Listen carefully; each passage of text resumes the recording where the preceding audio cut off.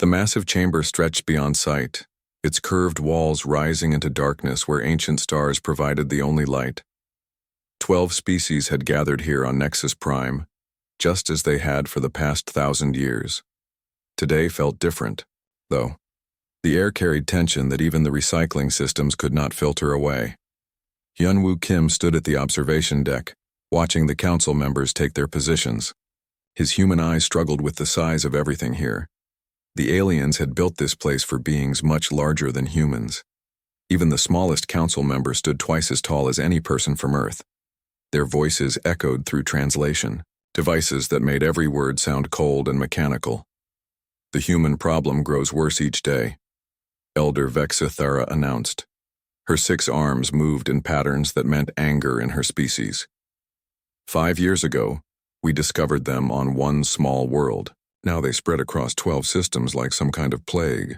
Hyunwoo felt his jaw clench. He had come here hoping for peaceful talks. His government on Earth had sent him with gifts and offers of friendship. The council had different plans. Da-Yun Park watched the same meeting from her ship's bridge. Determination floated 3 kilometers from the station, close enough to receive the broadcast but far enough to run if needed. She commanded the first human vessel to reach this far into galactic space. Her crew of 40 had volunteered for a mission they knew might be their last. "Captain, the translation programs are working," her communications officer reported. "We can hear everything they say about us." Da-Yun nodded. "Keep recording. Earth needs to know what we face out here." Bo-Ram Lee sat in the science lab below the bridge, studying the data they had collected over the past month. The numbers told a disturbing story. The Council controlled over 2,000 star systems. Their combined fleets numbered in the hundreds of thousands. Earth had managed to build maybe 50 ships capable of interstellar travel. "The humans learned too fast," another council member was saying. "They took our basic technology and improved it within months. Their ships now move faster than ours. Their weapons hit harder. This cannot continue." Bo-Ram smiled despite the danger. Her team had indeed taken alien technology and made it better. Humans had always been good at taking someone else's idea and finding new ways to use it. The Council had given them star travel technology as a gift. Humans had used it to build ships the aliens never imagined. Elder Vexithara called up a holographic display that filled the center of the chamber. Images of human colonies appeared, showing cities that had grown from nothing in just a few years. Space stations orbited worlds that had been empty when humans first arrived. Factories produced goods that human traders were already selling to other species. "Look at this expansion rate," she said. "Most species take centuries to establish even one new colony. Humans have built 12 in 5 years. At this pace, they will control 100 systems within a decade." The council members made sounds that the translation devices rendered as agreement. Some species growled, others clicked or whistled. All of them sounded worried. Councillor Zekhan, whose people looked like giant insects, stood to speak. Humans also show dangerous military thinking. They do not fight like civilized species. Their war games use tactics we have never seen. They prepare for conflicts we cannot understand." This was true. Human military officers had studied every piece of alien technology they could find. They had war-gamed scenarios the Council had never considered.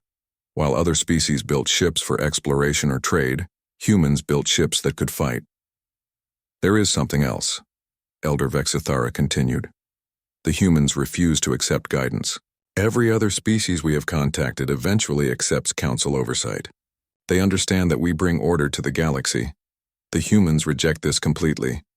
Hyunwoo had indeed rejected Council oversight. His instructions from Earth were clear. Humanity would trade, explore, and cooperate, but they would not bow to alien rulers. Humans had spent thousands of years fighting against kings and emperors on their own world. They were not about to accept new masters among the stars. "The solution is obvious," Councillor Morks announced. His people were the oldest in the galaxy and had founded the Council. "We must act before the humans become too strong to control. We offer them a choice: submit to Council authority or face the consequences." The chamber fell silent. For 1,000 years, The Council had maintained peace through careful management. They decided which species could expand and which must remain contained. They controlled technology transfer and resource allocation. No species had ever successfully defied them. Dayun felt a chill as she watched the vote. 12 species, 12 yes votes. The Council would move against humanity. Ambassador Kim will be informed of our decision, Elder Vexthera announced. Humanity has 30 standard days to comply. They must surrender all military vessels to Council control. They must accept Council governors on all their worlds. They must submit to Council oversight in all future development. Boram ran quick calculations on her computer. 30 days was not enough time to warn Earth and prepare defenses. The Council had planned this carefully. They expected humans to have no choice but to surrender. Yunwoo received the official message an hour later. The document was formal and cold, written in the style the Council used for all official communications. It outlined humanity's new status as a managed species and detailed the restrictions that would be placed on human expansion and development. He read it twice before activating his communication system. Earth needed to know immediately. "This is Ambassador Kim calling Earth Command," he said into the transmitter. "Priority Alpha message follows. The Galactic Council has voted to subjugate humanity. We have 30 days to surrender or face military action."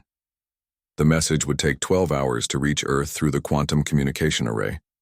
Earth's response would take another 12 hours to return. That left them with 29 days to prepare for war against an enemy that controlled half the galaxy. Dayun was already making preparations. Her ship carried detailed scans of Council military installations and fleet movements. Her crew had mapped every major alien stronghold within 100 light-years of human space. This intelligence would be crucial if fighting started. "Captain, incoming message from the station," her communications officer reported. "Put it through." Hyunwoo's voice filled the bridge. "Dayun, they expect us to surrender everything. Our ships, our colonies, our freedom to choose our own path. They want to turn us into another managed species. What are your orders, Ambassador?" There was a long pause. Then Hyunwoo spoke words that would echo through galactic history. "Tell Earth what we face out here. Let them decide, but also tell them this. Humans did not crawl out of caves and build starships just to bow down to alien overlords." Boram was already compiling her reports. Her analysis showed that the Council had serious weaknesses. Their technology was old and standardized. They had not fought a real war in centuries. Most importantly, they had never faced an enemy that refused to follow the rules of civilized combat.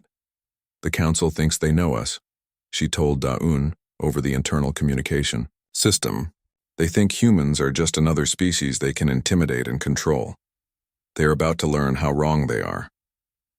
24 hours later, Earth's response arrived. It was short and decisive. President Chen's voice was calm but determined. "We will not submit. If the Council wants to control humanity, they are welcome to try. All human vessels are ordered to return to defensive positions. We prepare for war." Hyunwoo packed his belongings and prepared to leave the station. The Council had given him diplomatic immunity until the 30-day deadline expired. After that, he would be considered an enemy of galactic order. As his shuttle departed Nexus Prime, he looked back at the massive station that represented 1,000 years of alien rule. Soon, human ships would return here. When they did, they would come not as supplicants seeking acceptance, but as free beings demanding their right to exist among the stars. The Council had chosen to control mankind. They were about to discover that humans had other plans. 31 days after the Council's ultimatum expired, their fleets began moving toward human space. Admiral Tae-Young Han stood on the bridge of the Soul's Pride, watching the enemy approach on his tactical displays. The numbers were not encouraging. 3,000 Council ships moved in perfect formation toward Earth's outer colonies. Humanity could field maybe 200 vessels. "They fight like they have been fighting for centuries," So Jin Choi observed from her position at the tactical station. "Same formations, same approaches, same predictable movements." Tae-Young nodded. That predictability might be their only advantage. The Council expected humans to meet them in traditional fleet battles, ship against ship in the empty space between stars. They expected surrender when the odds became impossible. They would be disappointed on both counts.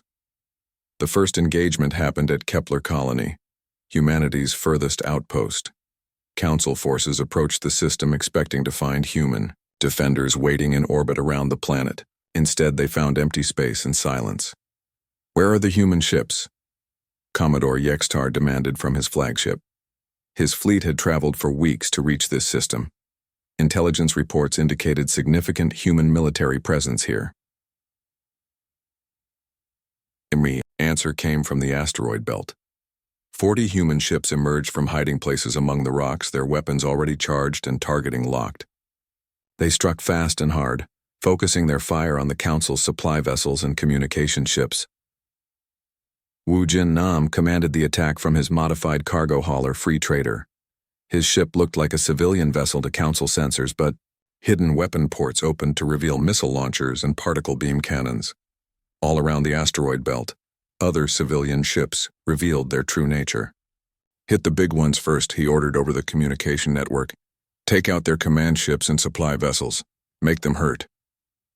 The Council fleet tried to respond, but their formations were designed for battles in open space. Among the asteroids, their larger ships became targets while their weapons could not find clear firing solutions. Human ships darted between rocks, fired their weapons, and vanished again before return fire could find them. Within 3 hours, the Council lost 17 ships while destroying only 4 human vessels. Commodore Yextar ordered a withdrawal to regroup, but the humans were not finished. As his fleet pulled back, mines that had been placed weeks earlier began exploding throughout their formation. "Impossible," Yextar muttered as another of his ships disappeared in a ball of fire. "No civilized species fights this way." That was exactly the point. Humans had never been particularly civilized when survival was at stake. News of the Kepler victory spread through human space within hours. Every colony, every ship, every human settlement learned that the mighty Council could be hurt. More importantly, they learned how to do it. Bo-Ram Lee had spent the month before the war analyzing Council technology and tactics. Her reports circulated to every human commander, detailing enemy weaknesses and suggesting new ways to exploit them. Council ships were heavily armored, but relied on standardized shield frequencies. Their weapons were powerful but slow to retarget. Their commanders followed doctrine that had not changed in centuries. "We cannot match their firepower," her analysis concluded, "but we can be faster, smarter, and more unpredictable." The second major engagement proved her right. At New Busan, a vital manufacturing center, Council forces expected to overwhelm human defenders with superior numbers. Admiral Tae Young had other plans. He positioned his fleet not around the planet, but near the system's star. When Council ships entered the system and began their approach to New Busan, they found themselves flying directly into a carefully planned trap. Human ships had been using the star's gravity to slingshot around the system for hours, building up enormous velocities. As the Council fleet approached the planet, 40 human vessels came screaming out of the star's corona at nearly 10% of light speed. "All ships, execute solar strike," Tae Young ordered calmly. The human fleet did not try to stop or maneuver. They simply aimed their ships at the largest Council vessels and activated their ramming protocols. Automated systems took over from human crews who had already escaped in life pods scattered throughout the system. 18 unmanned human ships traveling at relativistic speeds hit the Council fleet like bullets from a god's rifle. The explosions could be seen from 3 systems away. The Council lost their entire advance force in less than 10 minutes. "Madness," Elder Vexithera declared when the reports reached Nexus Prime. "They sacrificed their own ships like weapons. What manner of beings are we fighting?" The answer came from Sojin Choi's intelligence network. Humans had spent their entire history fighting impossible odds against enemies with superior numbers and equipment. They had learned to be creative, ruthless, and completely unpredictable when their survival was threatened. More disturbing for the Council, humans shared everything they learned. Every successful tactic was immediately transmitted to every human fleet. When one commander discovered a new way to exploit Council weaknesses, Every human ship knew about it within hours. The war's turning point came at the Battle of Luna Station, humanity's largest space facility. Council forces arrived in overwhelming numbers, confident that this time they would crush human resistance permanently. They found a surprise waiting for them. Da-Un Park had converted the entire asteroid mining operation into a weapon. For months, human crews had been moving asteroids into carefully calculated orbits around Luna Station. When the Council fleet approached, those asteroids began moving. "Kinetic bombardment, full spread," she ordered from the station's command center. Hundreds of asteroids, each massed in megatons and accelerated by mining equipment converted to mass drivers, began falling toward the Council fleet. The aliens had shields designed to stop energy weapons and conventional missiles. They were not prepared for mountains of rock traveling at 20 kilometers per second. The first asteroid punched through 3 Council ships before its momentum was exhausted. The second shattered a dreadnought's shields and hull like glass. By the time the 10th asteroid struck home, the Council fleet was in full retreat, but the humans were still not finished. As the surviving Council ships tried to escape, they discovered that Luna Station itself was moving. Massive engines, originally designed for asteroid mining, had been repositioned to move the entire facility. Luna Station, all 50 kilometers of it, was accelerating directly toward the retreating fleet. "They turned a space station into a missile," Commodore Hexron reported in disbelief. "An entire facility with thousands of people aboard, and they are using it as a weapon." Da-Un's voice came across all communication frequencies, calm and determined.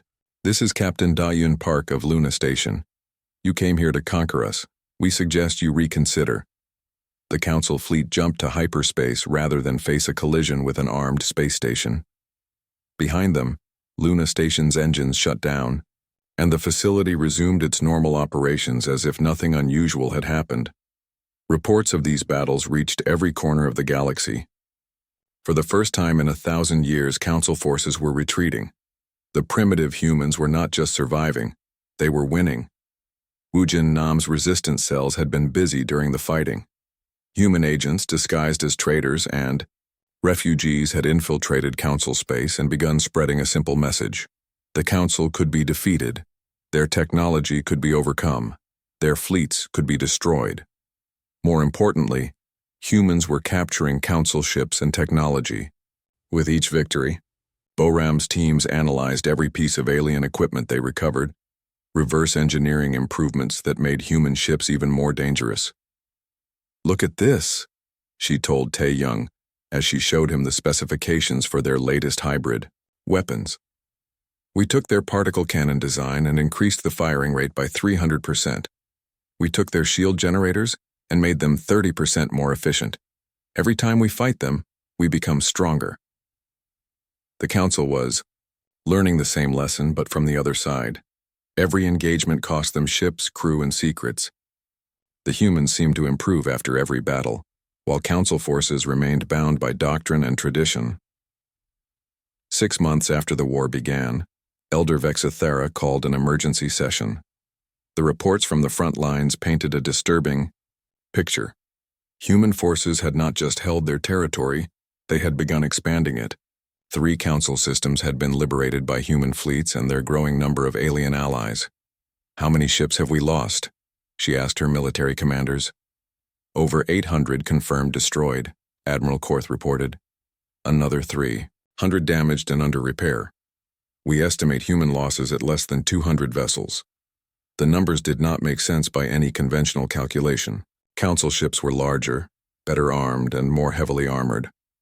Their crews had centuries of experience. Yet somehow, these primitive humans were winning a war they should have lost in weeks. "There is something else," Admiral Korth continued, reluctantly. "Intelligence reports indicate that the humans are building new ships faster than we can destroy them. Their industrial capacity has increased dramatically since the war began." 6 months into what the galaxy now called the Human War, Jinny Song stood in the largest shipyard humanity had ever built. The facility orbited New Korea, hidden in the shadow of the planet's largest moon. Around her, construction crews worked, around the clock building ships that no alien species had ever imagined. Production report, she called to her chief engineer. 17 new vessels completed this week, Hoonsik replied, consulting his tablet. 43 more in various stages of construction. At this rate, we will have 200 combat-ready ships by month's end. Jin'e nodded with satisfaction. When the war began, humanity could barely field 50 space-worthy vessels. Now they were building fleets faster than the Council could destroy them. More importantly, each new ship incorporated lessons learned from captured alien technology. The new Sol-class destroyer represented everything humans had learned about space combat. Council energy shields were powerful but operated on fixed frequencies. Human weapons now shifted frequency patterns every few seconds, making enemy shields useless. Council armor was thick but had weak points at joint connections. Human targeting. Computers had been programmed to find and exploit those weaknesses. Show me the new prototype, Jin'e ordered. Hoonsik led her to a restricted section of the shipyard where their most advanced project was taking shape. The ship looked nothing like traditional human or alien designs. It was smaller than a council cruiser, but packed with more firepower than most dreadnoughts. We call it the Fusion class, he explained. Human engineering, alien technology, and some completely new ideas. The power plant produces twice as much energy as anything the Council has. The weapons can punch through any known shield system. The hull is built from materials that do not exist in nature. Jin'e walked around the ship, examining its sleek lines and aggressive weapon placements. This was not just human adaptation. This was human evolution. They were becoming something the galaxy had never seen before. Dongmin Kung received the shipyard reports at his headquarters on Mars. As humanity's elected war leader, he coordinated not just military operations, but the transformation of human civilization itself. The war had changed everything about how humans lived and worked. Colony reports are coming in, his aide Minsu announced. Food production is up 30% across all settlements. Industrial output has doubled. Population growth is accelerating despite the war. This defied every rule of galactic warfare. Species at war were supposed to suffer, to weaken, to eventually collapse under the strain of conflict. Instead, humans seemed to thrive under pressure. Their colonies were becoming more prosperous and productive, not less. The war is making us stronger, Dongmin mused as he reviewed the data. We are learning faster, building better, working together more effectively than we ever did during peacetime. This was the opposite of what the Council had expected.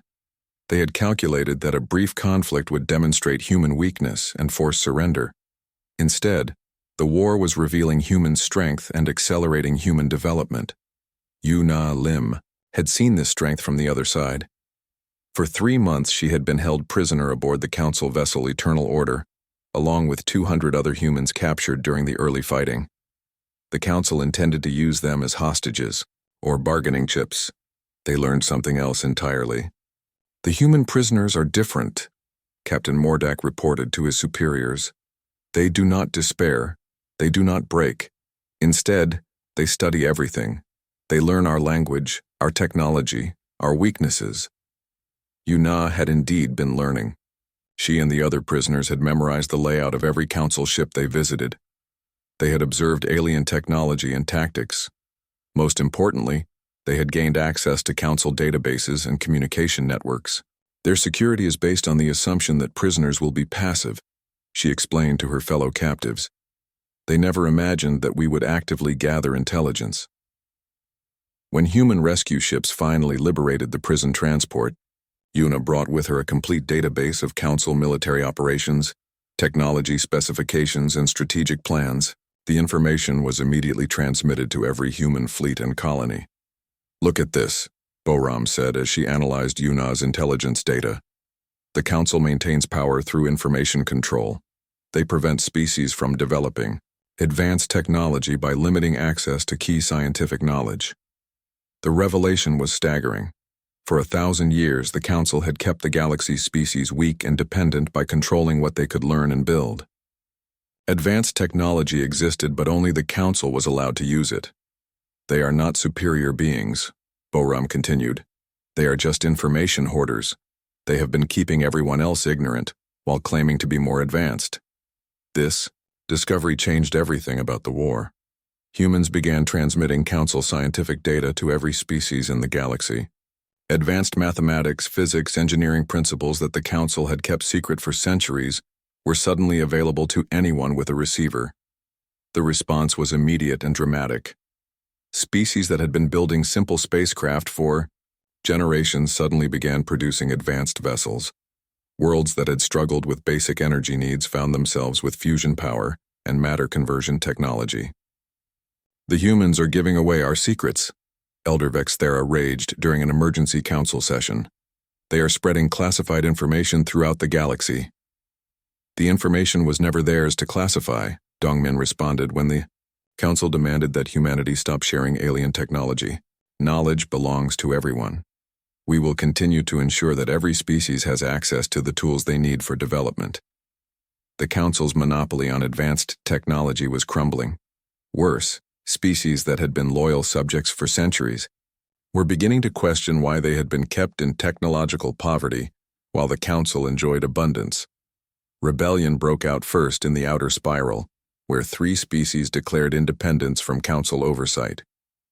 Their uprising was supported by human advisors and human-built weapons. Within weeks, the rebellion had spread to 12 systems. "The galaxy is in chaos," Admiral Korth reported. "We have uprisings in 40 systems, piracy along every major trade route, and multiple species demanding council withdrawal from their territories." The human war had become a galactic revolution. What had started as the Council's attempt to control one troublesome species had ignited conflicts throughout their empire. Hai Wan Yu commanded humanity's first diplomatic mission to the rebel species. Her ship, the Freedom, carried not weapons but knowledge, technology, and most importantly, hope. "We do not seek to rule you," she told the assembled leaders of the Outer Spiral Alliance. "We seek to be your partners in freedom. The Council has kept all of us weak by controlling information and resources. Together we can build something better." The aliens were suspicious at first. For 1,000 years they had been told that stronger species would inevitably dominate weaker ones. The idea that humans might actually help without demanding submission was difficult to accept. "Why would you share your advantages with us?" asked Governor Thexuma of the Kandari system. "What do you gain by making us stronger?" Haywan's answer would be quoted throughout the galaxy for generations to come. "We gain allies instead of subjects, partners instead of slaves, and friends instead of enemies. A galaxy of free species is stronger than an empire of controlled ones." The alien leaders looked at each other uncertainly. This was not how galactic politics was supposed to work. Strong species conquered weak ones. Advanced civilizations dominated primitive ones. That was the natural order. But the humans were offering something different. They were offering equality. "We will provide you with technology, but we will not control how you use it," Haywan continued. "We will offer military assistance, but we will not occupy your worlds. We will share our knowledge freely, but we will not demand payment or submission in return." One by one, the alien leaders agreed to the alliance, not because they had no choice, but because they chose to be free. Back on Nexus Prime, the Council watched their empire dissolve. 50 systems had declared independence. Trade networks were collapsing. Even their own member species were beginning to question the old arrangements. "How did this happen?" Elder Vexithara demanded. "How did a simple police action against one primitive species become a galaxy-wide revolution?" The answer came from their own intelligence services. Humans had not just resisted Council control. They had made resistance possible for everyone else. By sharing technology and knowledge freely, they had given the galaxy's oppressed species the tools they needed to demand freedom. "The humans fight differently," Admiral Korth explained. "They do not seek conquest or domination. They seek to inspire others to fight for themselves. Every species they liberate becomes a source of new rebellion." This was warfare unlike anything the Council had faced. Traditional conquest involved defeating enemy forces and occupying their territory. The humans seemed more interested in starting revolutions than winning battles. Jinneh's shipyards were now producing vessels for dozens of species. Human-designed ships flew under alien flags throughout the galaxy, More disturbing for the Council, these ships were often superior to traditional Council designs. 2 years into the war, HFY stood before the largest gathering of alien species in galactic history. Representatives from over 200 worlds had come to the liberated zone to discuss the future. The meeting was being held aboard New Harmony, a massive space station that had been built jointly by humans and their alien allies. "We stand at a crossroads," she addressed the assembled delegates. "For 1,000 years, the galaxy has been ruled by fear, by scarcity artificially, maintained by the lie that some species are meant to serve others. Today we choose a different path." The audience included beings that had never spoken to each other before the human rebellion began. Former Council subjects sat beside species that had been enemies for centuries. The only thing they shared was a common desire for freedom from Council control. Seok Jin Bae monitored the meeting from the station's military command center. As coordinator of the Free Species Alliance, he had helped plan this gathering for months. The logistics alone were staggering, providing life support for dozens of different alien biologies, translation services for hundreds of languages, and security for delegates from across the galaxy. "Intelligence report," his aide Junho announced. "Council forces are massing near the Meridian sector. Fleet strength estimated at over 4,000 ships." Seok Jin studied the tactical display. The Council was preparing for a major offensive, probably aimed at retaking some of the systems they had lost to rebellion. The Free Species Alliance would need to respond quickly and decisively. "Send word to Admiral Tae-young," he ordered. "Full mobilization of the Freedom Fleet. This is what we have been preparing for." The Freedom Fleet represented everything the galaxy had learned about cooperation in the past 2 years. Human ships flew alongside vessels from 30 different species, each contributing their unique advantages to the combined force. Kandari ships provided superior sensors, Valonian vessels offered advanced shields, and Terran craft brought unmatched mobility and firepower. Mi Young-jan had spent months preparing for this moment. Her intelligence network now extended throughout Council space, fed by defectors, sympathizers, and liberated prisoners. She knew more about Council military capabilities than most Council commanders did. "The offensive will target the Helix Nebula systems," she reported to the Alliance leadership. "They want to cut our territory in half and isolate the human colonies from their alien allies." This was classic Council strategy: divide the enemy and defeat them separately. What they did not realize was that the Free Species Alliance had been expecting this move and had prepared accordingly. Admiral Tae-young received his orders while the Soul's Pride was patrolling the outer edge of liberated space. The Freedom Fleet would not wait for the Council to attack. Instead, they would strike first, hitting Council staging areas before the enemy offensive could begin. "All ships, this is Admiral Han," he broadcast to the Allied fleet. "We have fought defensive battles for 2 years. Today we carry the fight to the enemy. Today we show the galaxy what free beings can accomplish when they stand together." 2,000 ships representing dozens of species accelerated toward Council space. It was the largest military operation in galactic history, and it was commanded not by conquerors seeking empire, but by liberated peoples defending their freedom. The Battle of Meridian Station became a turning point, not just in the war, but in galactic civilization itself. Council forces had gathered at their most heavily fortified position, confident that their superior numbers and defensive positions would allow them to crush any attack. They had not counted on the tactical innovations that 2 years of cooperation had produced. Human-designed fighters launched from Kandari carriers, while Terran destroyers provided cover for Valonian assault ships. Each species contributed what they did best, creating a combined force that was greater than the sum of its parts. "Multiple hostile formations detected," the Council's tactical computers announced. "Classification unknown. Threat assessment impossible." The problem was that Council databases had no information about most of the ships attacking them. These were vessels designed by free species working together, using technologies that had never existed before the rebellion began. Dae-Yoon Park commanded the assault on the station itself. Her ship, now the flagship Liberation, led a mixed squadron of human and alien vessels through the Council's defensive perimeter. The station's weapons were powerful, but they had been designed to fight ships that followed Council tactical doctrine. "All units execute pattern freedom," she ordered. The attacking ships scattered in seemingly random directions, moving in patterns that made no sense to Council defenders. Some vessels accelerated directly toward the heaviest defenses, while others curved around to attack from unexpected angles. Several ships simply stopped moving altogether and began broadcasting on all frequencies. "Surrender now," the broadcasts announced in dozens of languages. "The Council has fallen. Your commanders have lied to you. Join us and be free." These messages were not just propaganda. Mi Young's intelligence network had provided detailed information about conditions aboard Council ships. Many alien crews were forced to serve against their will, held in line by fear and misinformation. The first Council ship to defect was a Cortharan cruiser, whose crew had decided they would rather fight for freedom than continue serving oppressors. Within hours, dozens of Council vessels had switched sides or simply stopped fighting.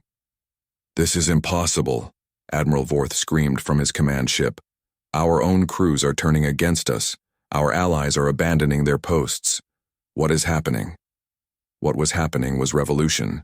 The Freedom Fleet had not just brought weapons to this battle.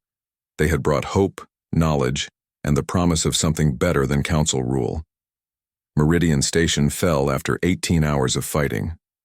More importantly, its databases contained detailed records of Council operations throughout the galaxy. Within days, this information was being transmitted to every corner of known space. The data revealed the true scope of Council oppression: records of genocide, forced relocations, technological suppression, and systematic exploitation of weaker species. The Council had not been maintaining galactic peace.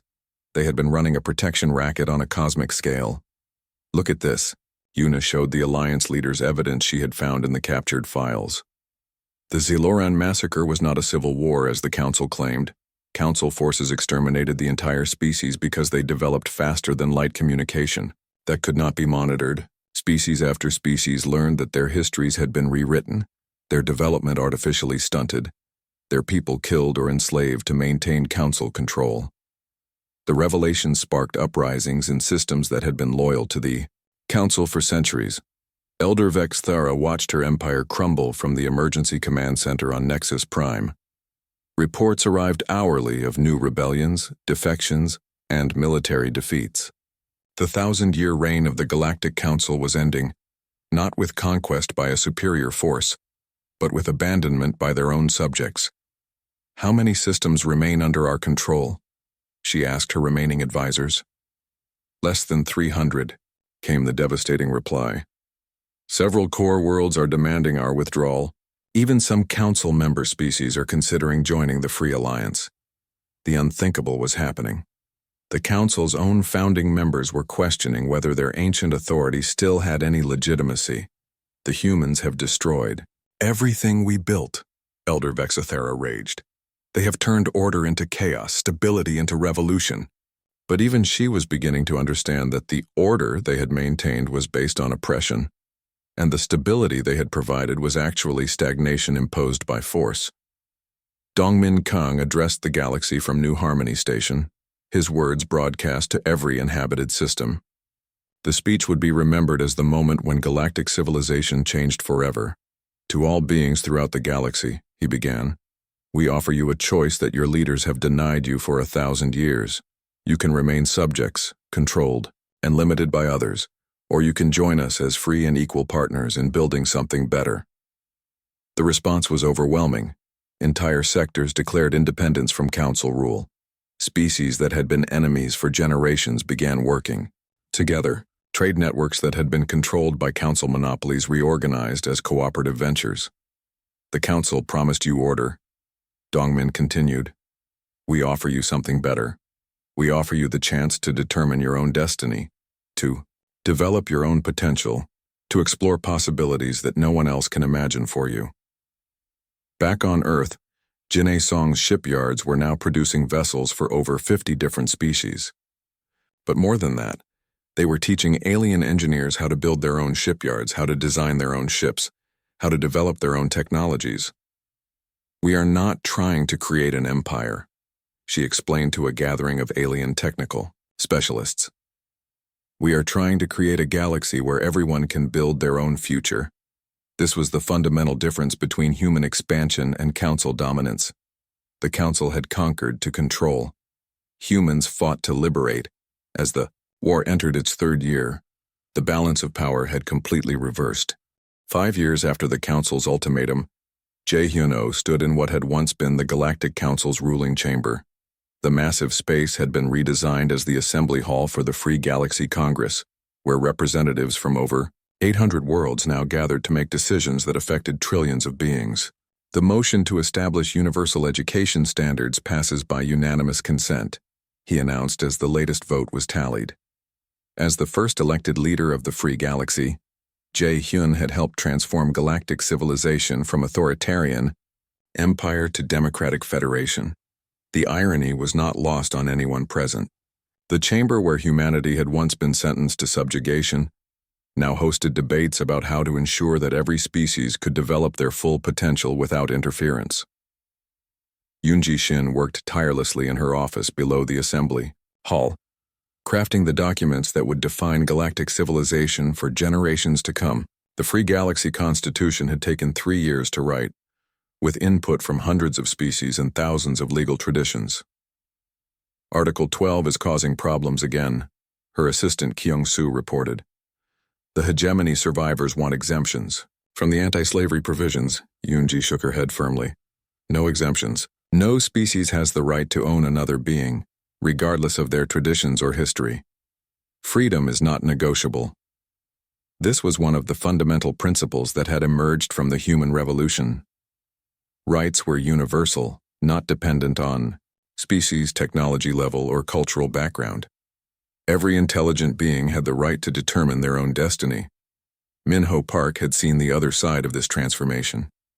As head of the Integration Commission, he worked with former council species who were learning to live in a galaxy where cooperation replaced domination. The adjustment was not always easy. "The Korthak delegation is refusing to attend joint sessions with the Valonians," his aide reported. "They claim it is beneath their dignity to sit as equals with former subject races." Min-ho sighed. Some species were having trouble accepting that their 1,000-year reign as galactic overlords was truly over. "Schedule separate meetings for now, but make it clear that full participation in the Congress requires accepting the equality of all member species." The biggest challenge was not military or political, but psychological. Many species had lived under council rule for so long that they had forgotten how to think for themselves. They kept asking for permission to develop new technology, explore new systems, or make basic decisions about their own futures. "Freedom is harder than slavery," Min-ho observed during one particularly difficult negotiation session. "Slaves only have to obey. Free beings have to think." But the galaxy was learning. Slowly, sometimes painfully but inevitably. Admiral Tae Young-han commanded the peacekeeping force that maintained security during the transition. Unlike the Council's military, which had existed to suppress dissent, the peacekeeping force protected the right of all species to develop according to their own choices. "Distress call from the Outer Rim," his communications officer announced. "The Zephyrian system is under attack by raiders." "Set course immediately," Tae-young ordered. "All species have the right to exist without fear." The raiders turned out to be remnants of the old Council military, desperately trying to carve out new empires from the chaos of transition. They had expected an easy conquest of a peaceful system. Instead, they found themselves facing a combined fleet of human, Zephyrian, and volunteer vessels from 6 other species. "This is Admiral Han of the Free Galaxy Peacekeeping Force," he broadcast to the raiders. "You are attacking beings who have chosen to live in peace. Surrender now or face the consequences." The raiders had superior firepower, but they were facing something new in galactic warfare, a military force that fought not for conquest or glory, but to protect the rights of others. The battle was brief and decisive. Faced with unified opposition from species that had once been enemies, The raiders quickly realized they were outnumbered and outmatched. Most surrendered rather than face destruction. "What do we do with the prisoners?" Captain Sojin asked. "We give them the same choice we give everyone else," Tae-young replied. "They can join the new galaxy as free beings, or they can remain isolated in their desire to dominate others." This was the free galaxy's approach to its enemies. Instead of execution or permanent imprisonment, former oppressors were offered education, rehabilitation, and eventually the chance to participate in the civilization they had tried to destroy. Dae-yoon Park had retired from active military service to become an educator. Her Academy of Interspecies Cooperation trained beings from across the galaxy in the principles and practices of democratic governance. "Why do humans insist on sharing power?" asked Thexuma, a former council governor who was struggling to understand the new system. "You won the war. You could rule as you choose." Dae-yoon smiled at the question she heard from every former authority figure. "Because ruling others is not victory, it is just another form of slavery. The ruler becomes as trapped as the ruled." She gestured toward the mixed class of students working together on a project.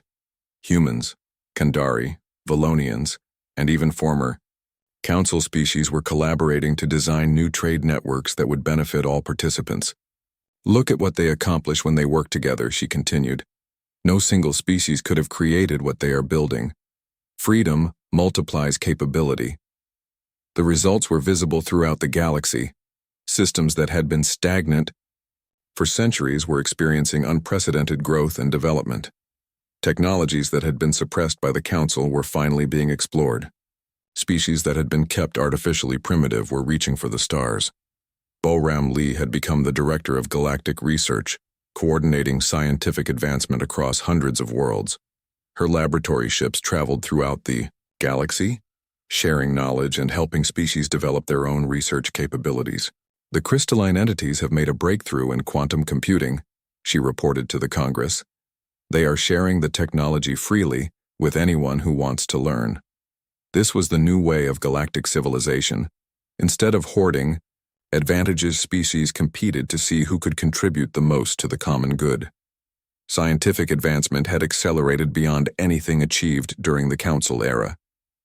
"In 5 years, we have made more progress than the galaxy saw in the previous century," Bo-Ram continued.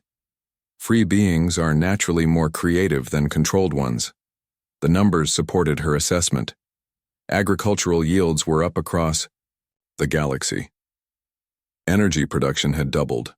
Medical advances were extending life and improving quality of life for billions of beings. More importantly, the galaxy's population was actually growing for the first time in generations.